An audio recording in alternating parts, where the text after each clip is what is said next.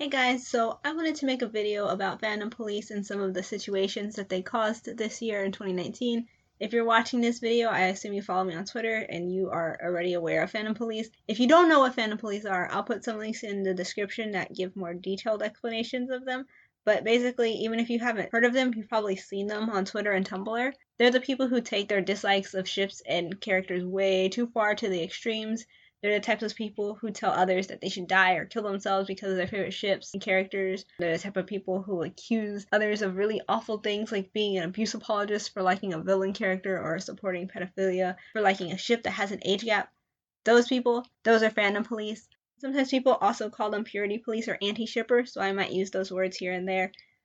But fandom police have done some really awful, vile stuff this year, sometimes ridiculous stuff too, and I wanted to shed some light on that for people who might not be aware, because a lot of the crap that they do goes under the radar, and I'm really sick of it because they really are kind of awful, and people need to know about them. So I wanted to count down 9 of the issues that they've caused this year. Before I get into it though, a little disclaimer, please don't bother anyone in this video. I will do my best to censor usernames and screenshots, but I know it's still pretty easy to find tweets and stuff. Please don't bother anyone. Thank you. Alright, now onto the video. Number 9. People accusing Arby's of supporting pedophilia. Basically, Arby's made a tweet featuring their mascot, which is a sauce packet. I think it's like a little sauce packet girl. And they were asking people to draw fan art of her, and they referred to her as a waifu in their tweet. And fandom police on Twitter lost their minds. They lost their minds and they accused Arby's of pedophilia because they referred to this young-looking chibi-like character as a waifu. And I don't know what else to say about that. Like, you can say it's poor wording, bad phrasing. I don't know. It's a lot of stuff, but it's not Arby's supporting pedophilia. Are you kidding me? Why? That's such an extreme conclusion to jump to. It's very obvious that Arby's and a lot of these other corporations are kind of using memes to market their stuff. They know anime, especially Arby's. Arby's knows anime is really popular. Most of their advertisements are anime references. It's not surprising that Arby's used the word slightly incorrectly, but I'm just incredulous at people who jump to, oh my gosh, Arby's are pedophiles because they refer to this chibi character as a waifu. That one's basically it. That one's short and sweet, but I'm still blown away that happened. So that's just a little example to show you how quick fandom police are to jump on an accusation of something as serious as pedophilia over really benign stuff that's not evidence at all. It's very weird, but this happens often. So that's just the first case. Number 8, the Fire Emblem modder who got harassed. Someone in the Fire Emblem 3 House fandom made a hack for the new game that allows gay marriage options. Soon, however, fandom police found out that the creator of this hack had some incest ships, and they harassed this person mercilessly. They even hijacked a positivity hashtag that someone made for them to thank them for making this game. The person didn't have to do this. They made this hack in their free time, just out of the kindness of their heart, so that there would be more inclusive options in this game. And this is just proof that fandom police are ungrateful little gremlins. Instead of being appreciative of this person going out of their way to do this kindness for the fandom, they instead attack them over their incest ships, which is really funny coming from the Fire Emblem fandom because apparently there's canon incest in the games. So I'm just baffled how people can financially support a game that has canon incest yet attack a fan who has incest ships and made it clear that they do not condone that in real life. Fandom police just really like to look for punching bags all the time, and unfortunately this very kind modder was their punching bag this time. Number 7, the amphibian thing.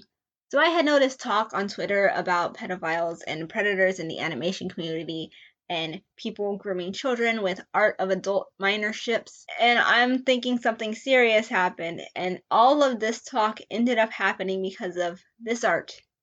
This art of a frog character carrying a girl character. It looks like he's carrying her princess style. From my perspective, it looks like he maybe caught her falling. But the character is blushing, so this is clearly automatically romantic and shippy. And this is pedophilia because the frog is adult coded. And I'm sorry, people do say that, and I'm trying not to laugh, but no, this is pedophilia because the frog is adult coded and the girl is like 13 or something. I don't care. But this is just ridiculous. People were calling this poor animator a pedophile because of their art of this frog character carrying a little girl. The character's not even human. He's a frog. This is as fictional as you can get. This is how ridiculous fandom police are. They literally almost caused a smear campaign of this poor animator and accused them of something completely awful and terrible, one of the worst crimes imaginable, because they drew the frog character blushing a little bit while holding this other girl character. It's ridiculous. This one just blew my mind, and I just, I don't know. Number 6, the anti-dorky who went undercover. So there is someone who is anti-dorky. That means they are against the ship of Thor and Loki from the Marvel Universe, because it's incest. I mean, I have bad news for you about the rest of mythology, but okay, you do you. But this person went undercover to infiltrate some dorky group chats and some Starker group chat to make a call-out post about the shippers there. So these people are minding their own business, and this person comes in there undercover to call them out for shipping something that they already clearly ship. I can't find the original tweet. I think they deleted it. I don't know. It's hard to find stuff on Twitter. But this person made a call out post of what these people were talking about in this group chat. And the people were talking about not safe for work fan art and sharing not safe for work fan art, which is within their right, especially sharing it in a private group chat. And this person posted screenshots of this art as proof that they support pedophilia because of the Starker age gap and incest. Because they were sharing fan art. It's fan art, y'all. It's not real. It's fan art of fictional characters. People don't support that in real life. They just like the fan art of their favorite characters. That's it. But this person posted this art. It was either uncensored or poorly censored. But either way, you're taking porn fan art and redistributing that to people who don't want to see it. I don't understand your end goal here. What are you trying to do? Okay, you exposed these people for shipping Dorky and Starker. That wasn't exactly news. I'm pretty sure they had it in their bio that they're that kind of shipper. You're not helping anyone. You're not doing anything. I know you think you're doing something, but you're not. And this happens a lot. And there's been a lot of call-out posts like that. Oh, and this person also tried to blend in. They're like, oh, yeah. I'll retweet the warning post so that no one suspects. How do you have this much time and energy to put into this?